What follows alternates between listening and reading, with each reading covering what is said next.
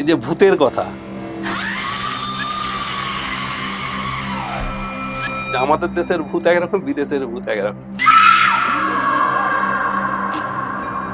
মানে মানুষের রন্ধ্রে রন্ধ্রে রন্ধে কুসংস্কার। রন্ধে কুসংস্কার ঢুকে আছে।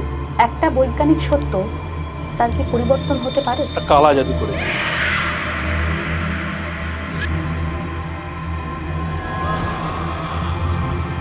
দাসপুরের গয়লাখালী বলে একটা জায়গা আছে, ওইখানে একজন গৃহবধূ, তিনি সকালবেলা ভোরবেলা উঠে দেখেন যে তার ঘরের সামনে কি একজন একটা আধপোড়া পুতুল রেখে দিয়েছে। সেখানে কিছু সিঁদুর ছড়ানো আছে, কিছু ফুল ছড়ানো আছে। আলু খেয়ে পরীক্ষা দিতে গেলে গোল্লা পেয়ে যাবি, কপালে একটা দইয়ের ফোঁটা দিয়ে দিলাম। বিজ্ঞান সবকিছু প্রমাণ চায়, মানুষের জীবন কি শুধু প্রমাণ দিয়েই চলে? না, ও আমি রাস্তা দিয়ে যেতে যেতে আমার গায়ে থুতু ফেলেছিল, আমি ওই জন্য এর উপর ভর করেছি।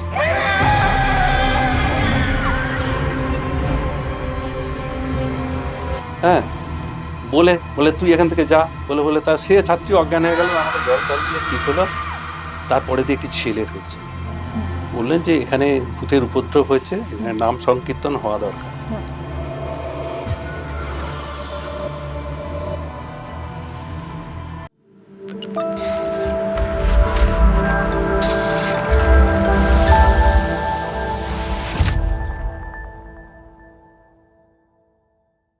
বিজ্ঞান এবং কুসংস্কারের লড়াই সেই আদিম যুগ থেকে। ক্রমশ পরিবর্তনের মাধ্যমে মানুষ বিজ্ঞানের প্রতি ঝুঁকছে ঠিকই, কিন্তু কতটা? কুসংস্কারকে কি আদেও হটানো সম্ভব? এইসব বিষয় নিয়েই আমরা আজকের অডিয়ন আলাপনে কথা বলবো। আমরা আজকে অডিয়ন আলাপনে পেয়েছি পশ্চিমবঙ্গ বিজ্ঞান মঞ্চ ঘাটাল বিজ্ঞান কেন্দ্রের সভাপতি শ্রী প্রশান্ত অধিকারী মহোদয়কে। স্যার, আমাদের প্ল্যাটফর্মে আপনাকে অনেক অনেক স্বাগত এবং নমস্কার।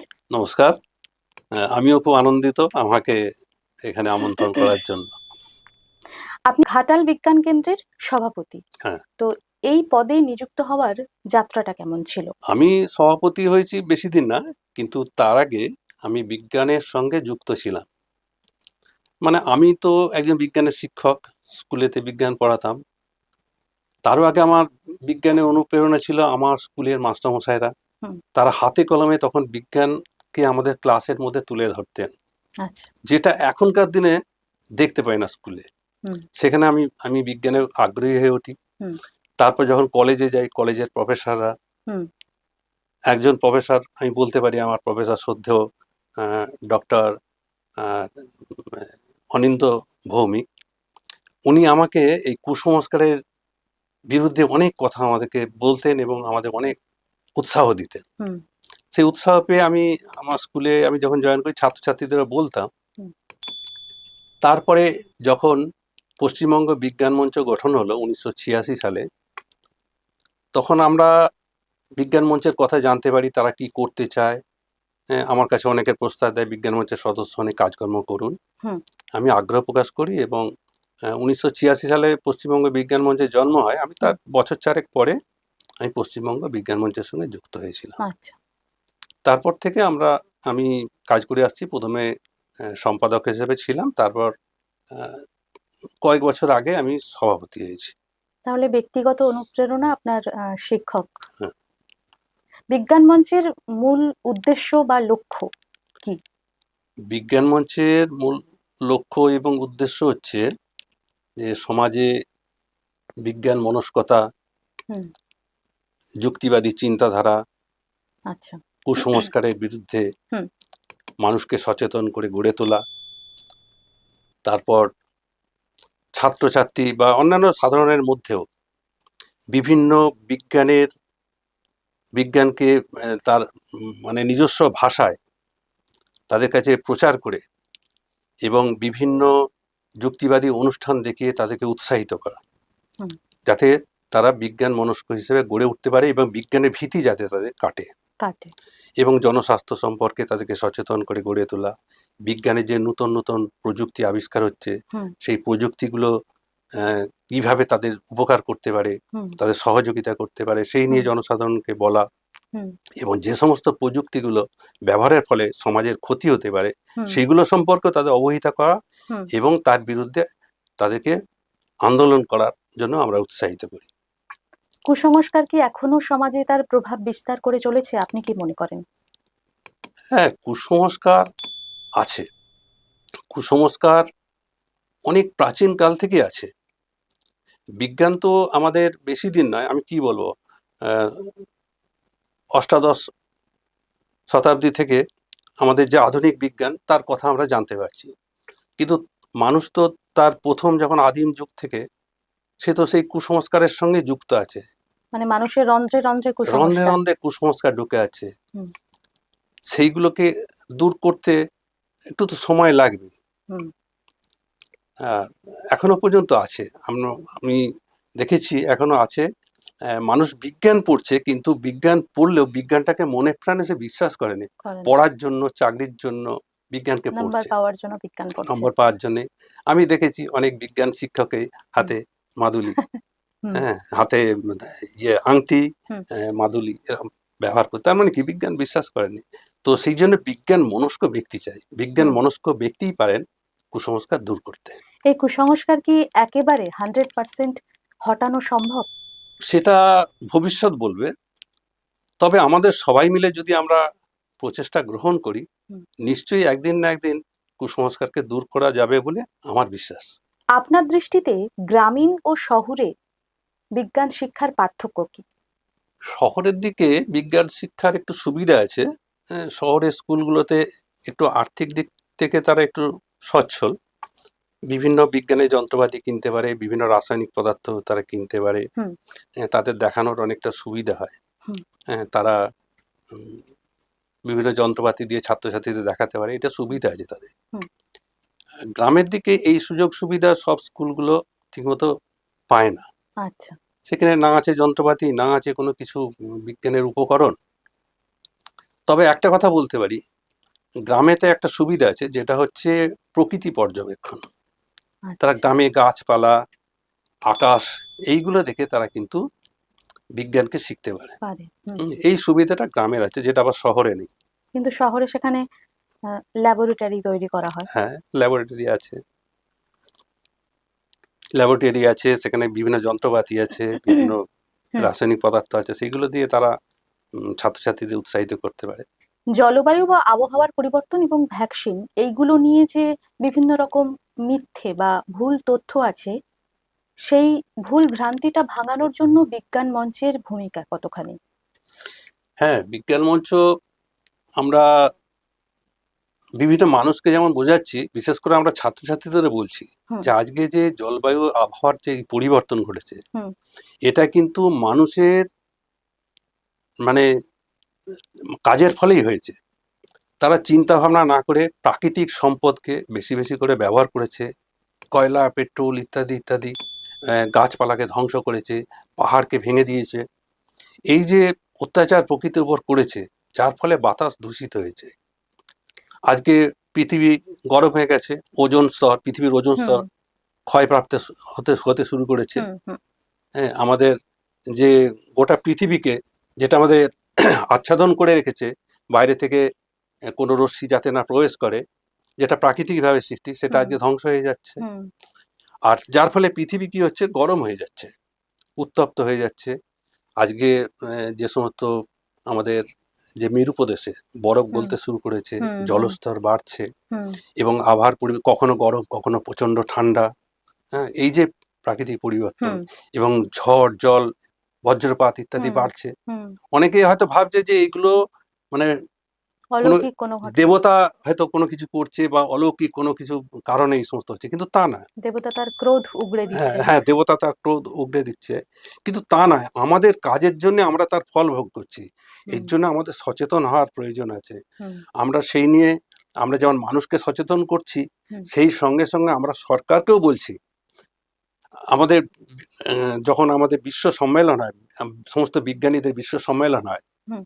সেইখানে আমরা সেখানেও প্রস্তাব রেখেছি, সমস্ত দেশের যারা প্রেসিডেন্ট, হুম। তাদেরকে এই কথাটা আমরা স্মরণ করিয়ে দিয়েছি বিজ্ঞানীদের পক্ষ থেকে, যে এইগুলো আপনারা যদি এখনই সচেতন না হয়, আপনারা দেশবাসীকে যদি সচেতন না করেন, তাহলে কিন্তু ভবিষ্যতে পৃথিবী আপনা আপনি ধ্বংস হয়ে যাবে। এগুলো আমরা প্রচার চালাচ্ছি, আমরাও এখানে করছি, বিভিন্ন জায়গাতে আমরা এগুলো করছি। একজন সচেতন। বিজ্ঞান মনস্ক নাগরিক কেমন হওয়া উচিত আপনার মতে? একজন বিজ্ঞান মনস্ক নাগরিক অবশ্যই তার কুসংস্কার মুক্ত মন থাকবে, হুম। তার যুক্তিবাদী চিন্তা ভাবনা থাকবে। তিনি যে কাজকর্মগুলো করবেন সেই কাজকর্মগুলো এমন হবে না যেগুলো মানুষের মধ্যে অবৈজ্ঞানিক ধারণার সৃষ্টি করে। যেমন আমি ওই যে উদাহরণ দিলাম, আমি একজন মানুষ, আমি বিজ্ঞান নিয়ে পড়েছি, কিন্তু আমার হাতে এই সমস্ত আছে, মাদুলি, তাবিজ, আংটি, এই সমস্ত আছে। হুম। তাহলে তো মানুষ আমাকে বিজ্ঞান মনস্ক মনে করবে না, সবাই গ্রহণ করতে পারবে না। তো একদমই সেই তাই। ধরনের মানুষ হওয়া দরকার, হুম। এবং যিনি চাইবেন যে বিজ্ঞানকে মানুষের মধ্যে ছড়িয়ে দিতে, বিজ্ঞানের সঠিক তথ্যকে মানুষের মধ্যে ছড়িয়ে দেবে। মানে নিজের স্বচ্ছ ধারণা না থাকলে হ্যাঁ, হ্যাঁ।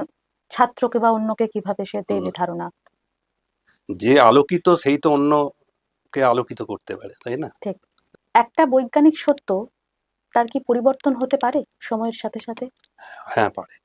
কারণ বিজ্ঞান কোনো স্থিতিশীল ব্যাপার নয়। আচ্ছা। বিজ্ঞান হচ্ছে একটা গতিশীল প্রক্রিয়া। এর পরিবর্তন হতে পারে, কিন্তু পরিবর্তন মানে একবারে যে প্রথমেরটাকে বাদ দিয়ে পরিবর্তন হচ্ছে তা কিন্তু নয়। যেমন আমরা বলি যে ডাল্টন যে পরমাণুর যে তত্ত্ব দিয়েছিলেন, হুম। তিনি বলেছেন পরমাণুকে ভাঙা যায় না। যায় না, ঠিক। কিন্তু পরবর্তীকালে দেখলাম যে পরমাণুকে ভাঙা যায়। তাহলে ডাল্টন কি একবার সম্পূর্ণ ভুল বলেছিলেন? না, ভুল বলেননি। তিনি তার সীমাবদ্ধ যে পরিধি তার মধ্যে তিনি এই কথাটা বলেছিলেন। পরে গবেষণায় আরো প্রমাণ হয়েছে এইটা। হুম। আমরা আজকে যখন কোনো কিছু একটা জানছি, যেমন এখন আমরা নিউটনের যে একটা যে সূত্র, হুম। গতিসূত্র, তার কিছুটা সম্পর্কে আর্কিমিডিস বলেছিলেন যে এইগুলো একটু হুম। তফাৎ আছে, তিনি সংশোধন করেছিলেন। অতএব বিজ্ঞান হচ্ছে গতিশীল প্রক্রিয়া, সে কোনো জায়গায় থমকে নেই, সে এগিয়ে যাবে। এগিয়ে চলছে। হ্যাঁ, কিছু কথা যেগুলো মিথ নাকি এর কোনো বৈজ্ঞানিক ব্যাখ্যা আছে? যেমন একটা বলি আপনাকে, হুম, ঘরের মধ্যে ছাতা খুললে হুম, দুর্ভাগ্য আসে। আচ্ছা। এইটাকে আপনি কি বলবেন? মিথ নাকি বৈজ্ঞানিক ব্যাখ্যা আছে এর কিছু? হ্যাঁ, এটা মিথের কোনো বৈজ্ঞানিক ব্যাখ্যা নেই। তবে আমি ঘাটালে ওইটা লক্ষ্য করি না, কোথায় হয় কিনা জানি না। ঘাটালে ওইটা খুব একটা লক্ষ্য করিনি। আরেকটা যেটা আজকাল দেখছি মানুষের মধ্যে প্রভাব প্রথম থেকেই আসছে, তবে এখন একটু বেশ চোখে পড়ছে, হুম, গ্রহণের সময় খাওয়া দাওয়া বন্ধ, কোনো হুম, শুভ কাজ করা যায় না। হুম। এটা কি আপনি কিভাবে ব্যাখ্যা করবেন? একজন বৈজ্ঞানিক, বিজ্ঞান মঞ্চের সভাপতি হিসেবে আপনি কিভাবে এর ব্যাখ্যা করবেন? আচার্য প্রফুল্লচন্দ্র রায় তার প্রবন্ধে লিখেছিলেন না যে আমরা চন্দ্রগ্রহণের, সূর্যগ্রহণের সবকিছু কারণ আমরা জানি, তা সত্ত্বেও যখন চন্দ্রগ্রহণ, সূর্যগ্রহণ হয় তখন আমরা ঝাঁঝ কাঁসন নিয়ে বেরিয়ে পড়ি রাস্তায়। হুম। তিনি তিনি তখনকার দিনে লিখেছেন, দেখুন, মানে আমরা কি এই কুসংস্কার থেকে বেরিয়ে আসতে পারছি না? আমরা চেষ্টা করছি। আমরা প্রথম চেষ্টা করেছিলাম যখন পূর্ণ সূর্যগ্রহণ ছিল, এটা 1995 সালে 3রা অক্টোবর। হ্যাঁ 1995 সালে। সেই সময় এই ঘাটাল অরবিন্দ স্টেডিয়ামে হুম। আমরা পশ্চিমবঙ্গ বিজ্ঞান মঞ্চে ছিলাম, তবে সেই সময় ঘাটাল মহকুমা বিজ্ঞান উন্নয়ন সংস্থা তারাও ছিলেন। ওইখানেতে যখন সূর্যগ্রহণ হয় তখন তাদেরকে খাবার দেওয়া হয়েছিল, বিস্কুট দেওয়া হয়েছিল, জল দেওয়া হয়েছিল, চা দেওয়া হয়েছিল। সেখানে আমিও ছিলাম, নিজেও খেয়েছি এবং অপরকেও খাইয়েছি। শুধু ওই সময় কেন, অন্যান্য যখনই চন্দ্রগ্রহণ, সূর্যগ্রহণ হয়েছে, আমরা পশ্চিমবঙ্গ বিজ্ঞান মঞ্চের পক্ষ থেকে টেলিস্কোপের মাধ্যমে, এই রিসেন্টলি একবার একটা দেখালাম আমরা, এই ঘাটালের বাস স্ট্যান্ডে চন্দ্রগ্রহণ হচ্ছিল তখন। আমরা যারা যারা ওখানে উপস্থিত ছিল সবাইকে বিস্কুট দিলাম, লজেন্স দিলাম, জল দিলাম, আমরা নিজেও খেলাম তাদের সামনে। তো এটা তো কই আমাদের তো কোনো ক্ষতি হয়েছে, আমরা রাক্ষস হয়ে গেছি, এরকম তো কোনো ব্যাপার নয়। হ্যাঁ, আর এগুলো অনেকেই কি করে এইরকম ভাবে যে বোধহয় কোনো জীবাণু, অনেকে বলেন, মানে এটা হচ্ছে অপবিজ্ঞান, যে আমাদের ভাতের যে হাঁড়ি আছে তার মধ্যে অনেক কিছু জীবাণু ঢুকে যায়, ওই জন্য ভাত টাতগুলো খেতে নেই, ওই জন্য ফেলে দিতে হয়। হুম। বা ওই সময় বাতাসের মধ্যে প্রচুর জীবাণু, ব্যাকটেরিয়া ইত্যাদি অ্যাক্টিভ হয়ে যায়। অ্যাক্টিভ হয়ে যায়। কিন্তু বিজ্ঞানীরা পরীক্ষা করে দেখছেন ওসব কিচ্ছু না, কিছু হয় না। আমরা সেই ভাত আমরা গ্রহণ করতে পারি, সেই খাবার আমরা গ্রহণ করতে পারি, জল খেতে পারি, রান্না করতে পারি, কোনো কিছু না। এগুলো একবারে সম্পূর্ণ কুসংস্কার, এটা শুধুমাত্র একটা মানে প্রাকৃতিক ঘটনা। প্রাকৃতিক ঘটনা। আর আগে যে আমাদের চন্দ্রগ্রহণ সূর্যগ্রহণ সম্পর্কে ধারণা ছিল, কি ধারণা ছিল না, রাহু রাহু কেতু চন্দ্রকে বা সূর্যকে গ্রাস করে নিচ্ছে। গ্রাস করে নিচ্ছে। হ্যাঁ, আমরা আমরা চন্দ্রগ্রাস, পূর্ণ গ্রাস এসব বলি না, আমরা বলি, চন্দ্রগ্রহণ সূর্যগ্রহণ এটা বলি। বলি, হুম, গ্রাস করে নিচ্ছে। আচ্ছা, যদি গ্রাস করতো তাহলে এই যে কয়েকদিন আগে হোলির সময় দেখলাম যে চন্দ্রগ্রহণ হচ্ছে, তাই তো? হুম। তাহলে আমাদের এখানে হয়নি, অন্য জায়গায় হচ্ছে, তাহলে আমাদের এখানে চন্দ্রটাকে সে গিলছে কি করে? চাঁদ তো একটাই। চাঁদটা একটাই। দেখা যায় সূর্যগ্রহণ, পৃথিবীর অন্যান্য জায়গাতে সূর্যগ্রহণ হচ্ছে, সেই সময় আমাদের এখানে সূর্যগ্রহণের কোনো প্রভাব নেই। প্রভাব নেই। হুম, তাহলে যদি সূর্যকে গিলে নিত, পুরোটাই তো গিলে নিত, তাহলে হুম। গোটা পৃথিবী তো অন্ধকার হয়ে যেত অন্ধকার হয়ে একই যেত। সময়, কিন্তু একই সময় তো হচ্ছে না। আচ্ছা, আরেকটা যেটা শোনা যায়, এই গ্রহণের সময় বাইরে বেরোতে নেই বা চাঁদ বা সূর্যের দিকে তাকাতে নেই। এর কি কোনো বৈজ্ঞানিক কারণ আছে? চাঁদের দিকে আমরা অসংখ্য তাকিয়েছি বা মানুষকে উৎসাহিত করি। চন্দ্রগ্রহণ একটা বেশ প্রাকৃতিক সুন্দর দৃশ্য, তোমরা দেখো ভালো করে। আমরা দেখিয়েছি, টেলিস্কোপের মাধ্যমে দিয়ে দেখিয়েছি, খালি চোখেও দেখিয়েছি। তবে সূর্যকে তো খালি চোখে দেখা যাবে না। সূর্য যখন পূর্ণ সূর্য গ্রহণ গ্রাস হয়, হুম। পূর্ণ সূর্য গ্রহণ হয়, হুম। তখনও সূর্যের যে একটু অংশ বেরিয়ে থাকে যতক্ষণ পর্যন্ত, ততক্ষণ পর্যন্ত আমরা খালি চোখে দেখতে নিষেধ করি। যখন আমরা ওই আমাদের যে চশমা আছে, বিশেষ চশমা, হুম। আমরা বিজ্ঞান মঞ্চ সেই চশমা দিই, হুম। সেই চশমা দিয়ে তারা দেখতে পারে। আর যখন পুরো সূর্যটা ঢেকে যায় তখন খালি চোখে দেখতে বলি। সূর্যের দিকে এমনিতে খালি চোখে তাকানোই উচিত নয়। উচিত নয়। হ্যাঁ, ক্ষতিকর রশ্মি ক্ষতিকর। চোখের জন্য হ্যাঁ, ক্ষতিকর ওখানে যে আনতে তাপ, পারে। সেই তাপগুলো হুম। আমার চোখের রেটিনাকে ঝলসে দিতে পারে। আপনার কি মনে হয় যে কুসংস্কার এখনো শক্তিশালী, এবং কেন? হ্যাঁ, কুসংস্কার এখনো আছে। পুরোপুরি কুসংস্কার মুছে তো ফেলা সম্ভব হয়নি। মানে একদিনে দূর করা যাবে না। আইনস্টাইনের কথাই আছে যে একটা পরমাণু ভাঙার থেকে কুসংস্কার ভাঙা অনেক কঠিন। কারণ কুসংস্কার অনেক দিন ধরে চলে আসছে। হ্যাঁ, সেই তাদের রন্ধ্রে রন্ধ্রে মিশে গেছে, সেগুলো ধীরে ধীরে দূর করতে হবে। আর এই কুসংস্কার দূর করতে হলে এক হচ্ছে বিজ্ঞান মনস্ক ব্যক্তি যেমন দরকার, মানুষের দরকার, তেমনি দরকার আমাদের সরকারিভাবে যারা সরকারের উচ্চপদস্থ ক্ষমতায় আছেন, তাদেরও তাদের আচার আচরণগুলো এমন হয় যে সেগুলো কুসংস্কারকে ঠেলে দেয়। আমরা এই ভারতবর্ষ, আমরা বিজ্ঞানে এত এগিয়ে গেছি, আমরা বিভিন্ন জায়গাতে আমরা রকেটকে পাঠাচ্ছি, আমরা উপগ্রহকে পাঠাচ্ছি, অথচ আমরা যখন রকেটটাকে ছুটছি তখন আমরা সেই নারকেল ফাটিয়ে ছুটছি। এই ধরনের কার্যকলাপ কিন্তু মানুষের মনের মধ্যে একটা কুসংস্কারেরই জন্ম দেয়। তাই আমরা বলবো তাদের আচরণগুলো এমন হবে যেগুলো কুসংস্কারের জন্ম দেবে না। এবং আমাদের যে পাঠ্য বই, তার সিলেবাসের মধ্যেও সিলেবাসটা বিজ্ঞানসম্মতভাবে করা উচিত, যেখানে ছাত্রছাত্রীরা হাতে কলমে বেশি বেশি করে বিজ্ঞানকে শিখতে পারে। শিখতে পারবে। হ্যাঁ, এবং তারা যাতে যুক্তি নির্ভর, যাতে তাদের মানসিকতা গড়ে ওঠে, সেইভাবে পাঠ্যসূচিকেও সাজানো উচিত। এখানে সরকারেরও একটা ভূমিকা থাকা দরকার। হুম। আমরা তো যারা সংস্থা আমরা করছি, আমরা তো চেষ্টা করছি, হুম। অনেক শিক্ষক মশাই আছে তারাও চেষ্টা করছে, হুম। কিন্তু আমি বলবো যে সমস্ত সরকারেরই একটা প্রচেষ্টা থাকা দরকার এই কুসংস্কার দূর করার জন্য। ভূত মিথ নাকি বাস্তব? ভূত কখনোই বাস্তব না, ভূত মিথ্যা। আর একটা জিনিস লক্ষ্য করে দেখবেন, এই যে ভূতের কথা, আমাদের দেশের ভূত একরকম, এর গল্পে যেগুলো শুনেছি, আমাদের দেশের ভূত একরকম, বিদেশের ভূত একরকম। আমাদের দেশে হুম। শুনেছি দশরথে সেই যে ভূত এসেছিল সীতার কাছে, হ্যাঁ। সে কিন্তু শান্ত। আচ্ছা। হ্যাঁ, আবার অন্যান্য দেশে তো দেখি সেই কাউন্ট ড্রাকুলার কথা শুনি, হ্যাঁ, হ্যাঁ, রক্তচোষা ভূত। হ্যাঁ, হ্যাঁ, হ্যাঁ। তাদের দেশের ভূতেরা কিন্তু একটু হিংস্র। হিংস্র। হ্যাঁ, এ ভূত সম্পর্কে বিভিন্ন দেশের বিভিন্ন রকম মতবাদ আছে, সবটাই মন আর গড়া। সবই মন গড়া।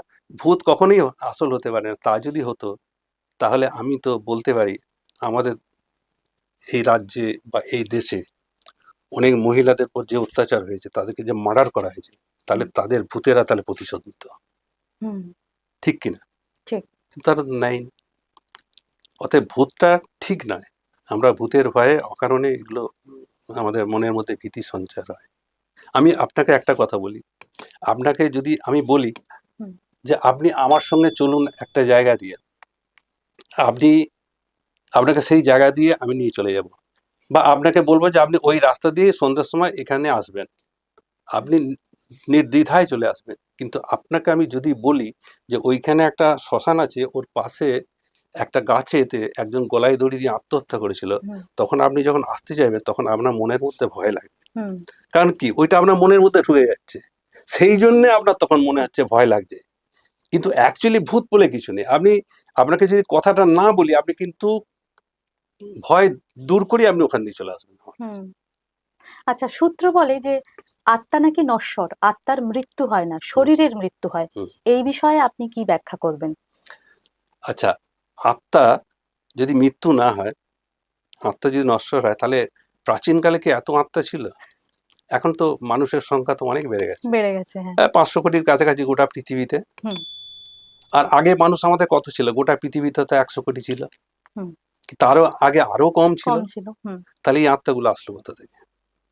আত্মা কি শুধু আ- মানুষের হয় নাকি পশু পাখি সেইটাই তো কথা।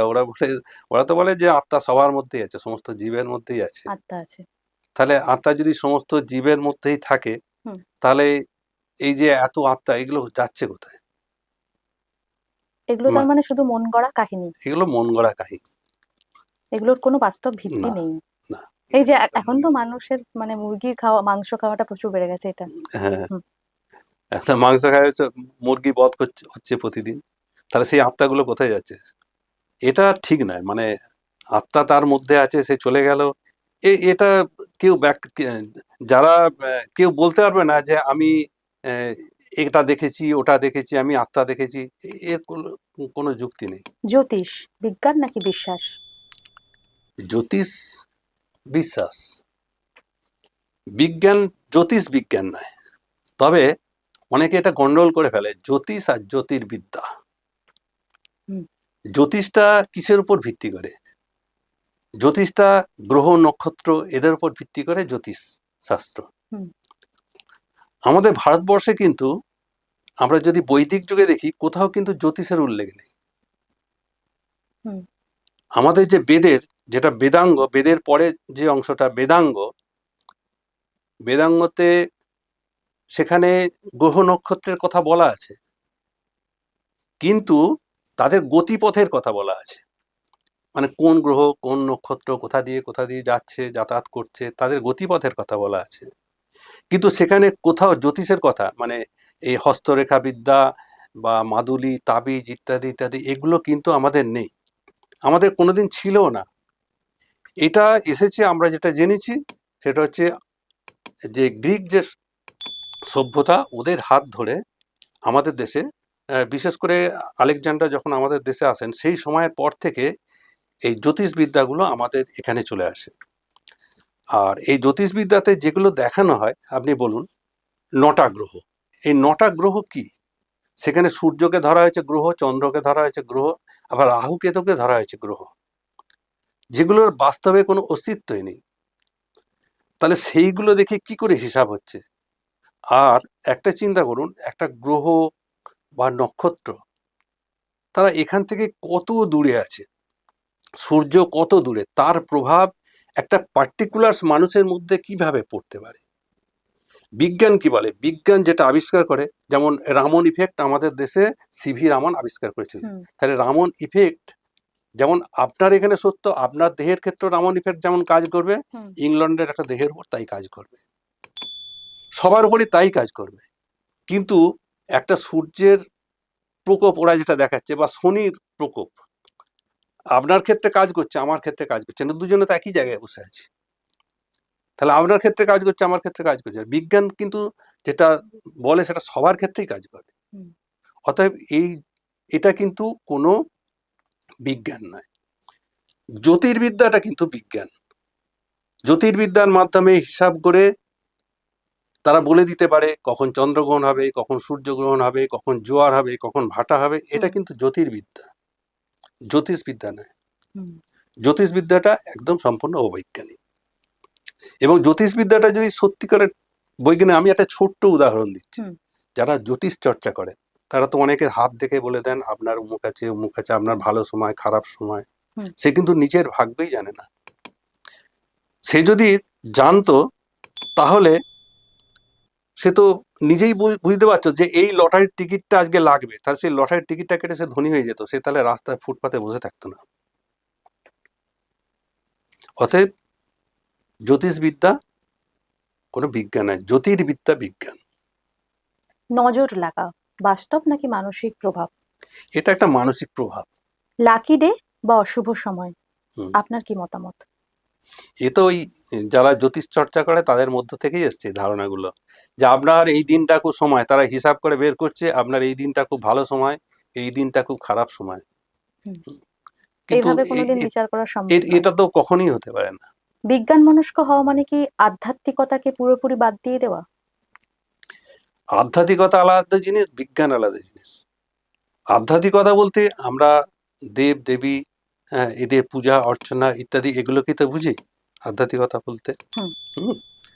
তাহলে যখন মানে আদিম যুগে মানুষ, তারা যখন কিছুই জানতো না, তারা তখন কি করতো, একদিকে নিজেকে বাঁচার জন্য যেমন তারা রসদ সংগ্রহ করতো, বিজ্ঞানকে কিছু কিছু তারা চেষ্টা করতো, মানে নিজেরা বিজ্ঞান বলে জানতো না, কিন্তু তারা চেষ্টা করতো এইটাকে কি করে আমাদের উন্নত করা যায় জীবনযাত্রাকে, হুম। ঘর বাড়ি বানানো, পোশাক পরিচ্ছদ হুম। বানানো, এগুলো আগুন জ্বালানো, আগুনেতে মাংসকে পুড়িয়ে খাওয়া ইত্যাদি, এটা একটা বিজ্ঞানসম্মত দিক আছে। হুম।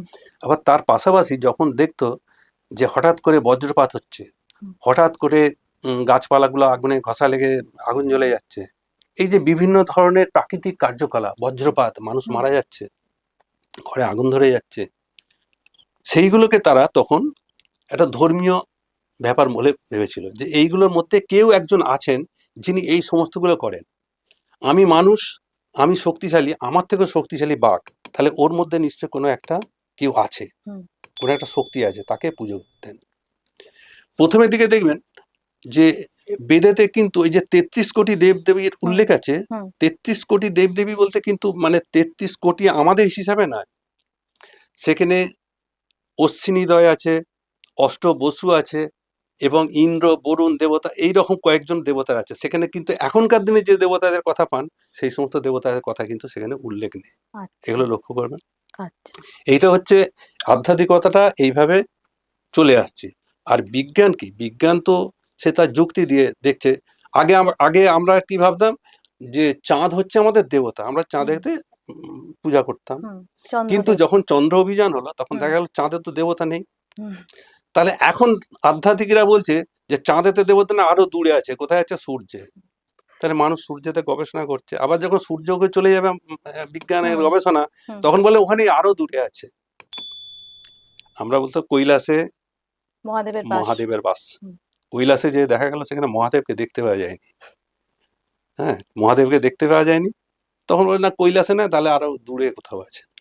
তাহলে এইভাবে কিন্তু আধ্যাত্মিকরা পিছিয়ে যাচ্ছেন, আর বিজ্ঞান কিন্তু এগিয়ে এগিয়ে যাচ্ছে। যাচ্ছে।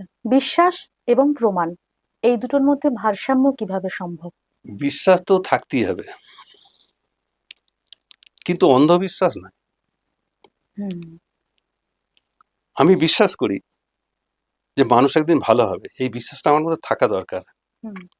আমি বিশ্বাস করি যে আমাদের জীবন জীবিকার সুবিধার জন্য বিজ্ঞান আরো এমন কিছু করবে হুম। যাতে আমরা আরো দীর্ঘ জীবন লাভ করতে পারি, হুম। আমরা যাতে নিরাময় হয়ে বসবাস করতে পারি, এটা আমার বিশ্বাস। হুম। কিন্তু আমি যদি, আমার মধ্যে যদি অন্ধবিশ্বাস থাকে যে আমি এটা মাদুরিটা পড়লাম, বা আমি এইভাবে করলাম, আরাধ্য করলাম, এইভাবে পূজা করলাম, হুম। তাহলে আমার সমস্ত রোগ জ্বালা সবকিছু উপশম হয়ে যাবে, হুম। এটা হচ্ছে অন্ধবিশ্বাস। হুম। বিশ্বাস থাকা দরকার, কিন্তু অন্ধবিশ্বাস নয়। মানুষ কি সত্যিই সত্য খুঁজতে চায় নাকি নিজের বিশ্বাসকে প্রমাণ করতে চায়? সব মানুষের কথা বলবো না, অনেক মানুষ আছে সত্যটাকে খুঁজতে চায়, যে এটা কি, এটা কি, এটা কি, কেন কেন কেন, এটা কেন হচ্ছে, এইভাবে তার নিজের মনের মধ্যে জিজ্ঞাসা, তা থেকে সে সত্যকে খোঁজার চেষ্টা করে। আবার অনেক মানুষ আছে সে সত্যকে খোঁজার চেষ্টা করে না, সে তার নিজের বিশ্বাস নিয়ে থাকতে চায়। কিন্তু আমি বলবো যে তার নিজের বিশ্বাস এগুলোকে কিন্তু ভাঙা দরকার, যারা সত্যের অনুসন্ধান করে তাদের ভাঙা দরকার। যেমন একজন বিশ্বাস নিয়ে আছে, তাকে সাপে কামড়েছে, সে বিশ্বাস নিয়ে আছে যে আমি যদি মনসার পুজো করি, বা মনসার কাছে যদি যাই, বা ওঝা গুণনের কাছে যাই, আমি ভালো হয়ে যাব, এইটা সে বিশ্বাস করে, এটা তার বিশ্বাস, কিন্তু এটা আমি বলবো অন্ধবিশ্বাস। আমি যারা বিশ্বাস করি বিজ্ঞানে, আমি যদি তাকে যে বোঝাই তুমি ওইখানে নয়, তুমি ইমিডিয়েট এটা তুমি হসপিটালে চলো, তুমি ভালো হয়ে যাবে। তার মনের মধ্যে যদি এই জোরটা আনতে পারি, সে কিন্তু ওঝার কাছে বা ওই মনসামায়ের মন্দিরে যাবে না, সে কিন্তু হসপিটালে যাবে। তাহলে এই বিশ্বাসটা তার মধ্যে স্থাপন করতে হবে। হুম। তার অন্ধবিশ্বাসকে দূর করে তার মধ্যে বিশ্বাসকে স্থাপন করতে হবে। কুসংস্কার মানে কি শুধুই অজ্ঞতা, নাকি মানসিক নিরাপত্তার একটা কারণ? কুসংস্কার আমরা বললাম তো দীর্ঘদিন ধরে চলে আসছে, আমরা হুম। জানি না। হ্যাঁ, সেইভাবেই মনের মধ্যে গেঁথে বসে আছে কুসংস্কারগুলো। হুম, যেমন এই যে ছাত্রছাত্রীদের মধ্যে কুসংস্কার কি হুম। না, তারা শুনে আসছে এ ডিম খেয়ে পরীক্ষা দিতে গেলে গোল্লা পেয়ে যাবি, হুম। আলু খেয়ে পরীক্ষা দিতে গেলে গোল্লা পেয়ে যাবি, কপালে একটা দইয়ের ফোঁটা দিয়ে দিল। হুম।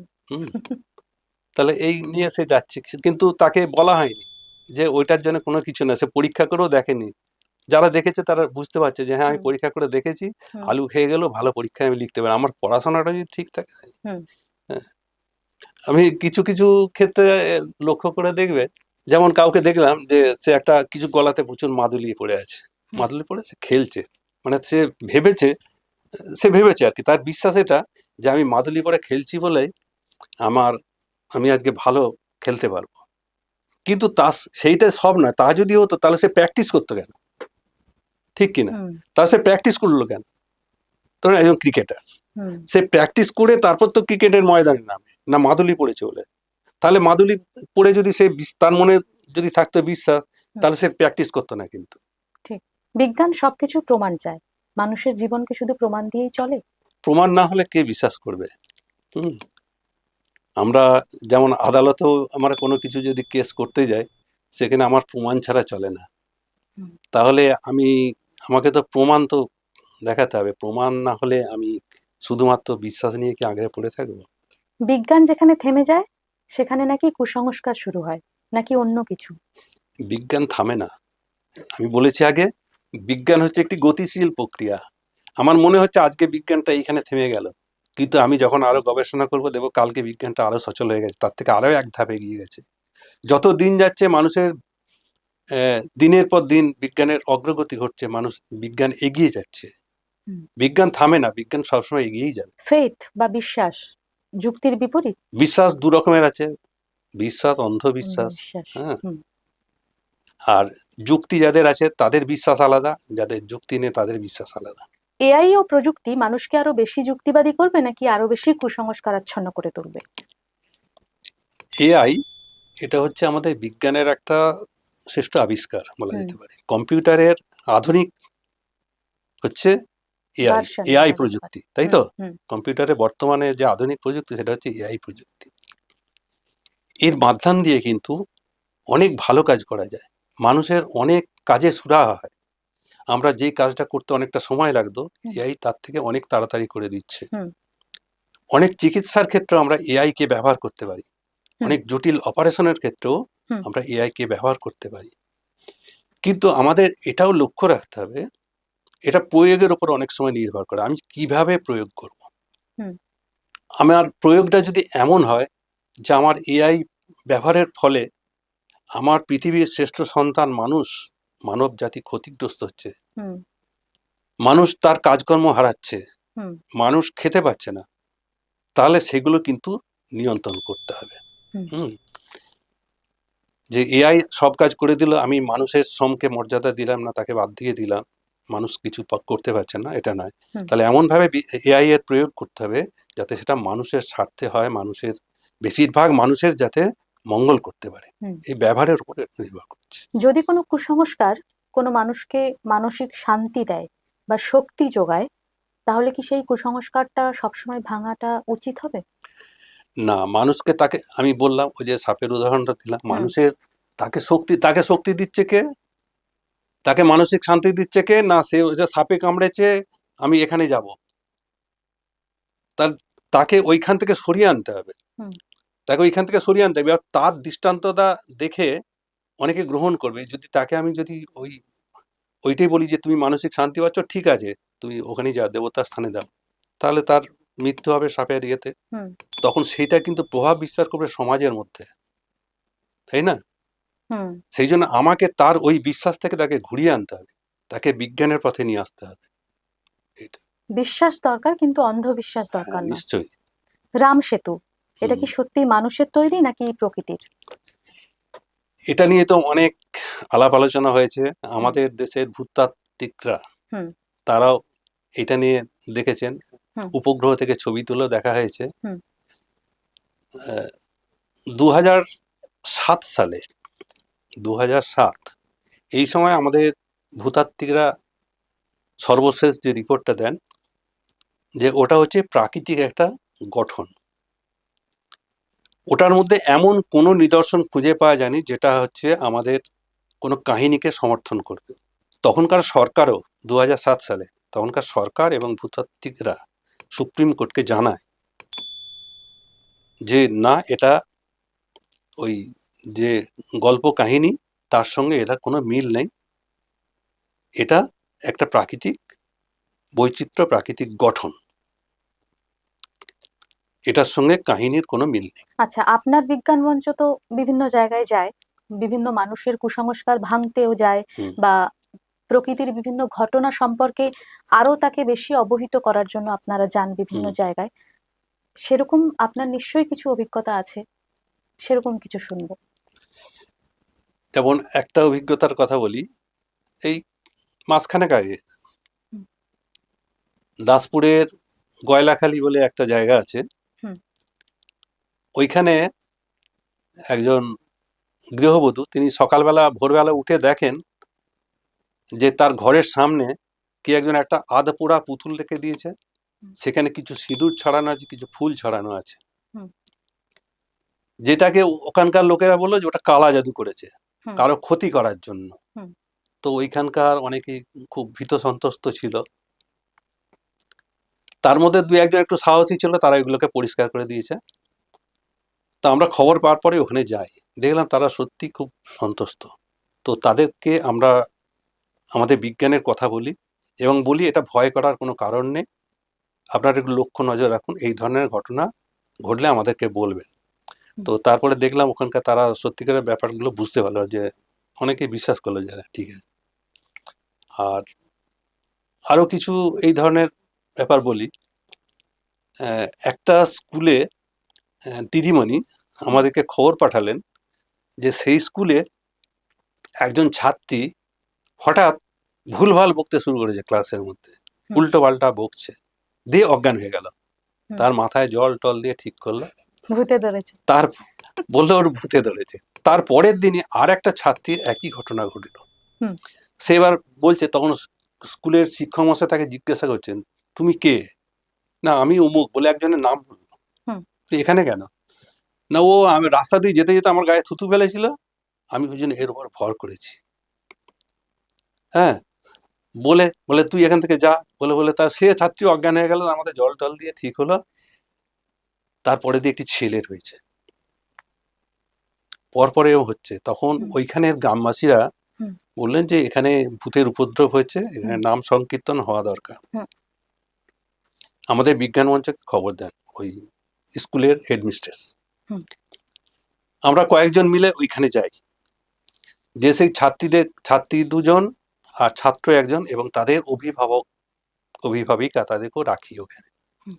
রাখার পর আমরা বিজ্ঞানের কিছু কাজ দেখাই, যে কাজটা মানে আমরা তাদের মনের কথা বলে দেবো এইরকম একটা দেখাই। ওর মধ্যে কিছুটা ইয়ে আছে, সেটা অতটা ডিটেলস বর্ণনা করতে অনেকটা সময় লাগবে।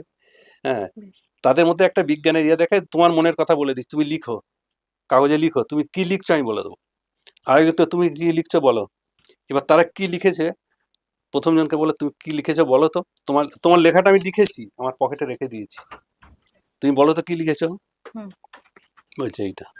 তারপর ওইভাবে করলাম, করার পর যখন তাদের কথাগুলো বলে দিলাম, তুমি এই কথা লিখেছো, তুমি এই কথা লিখেছো, তুমি এই কথা লিখেছো, হুম। তারা মেনে নিল।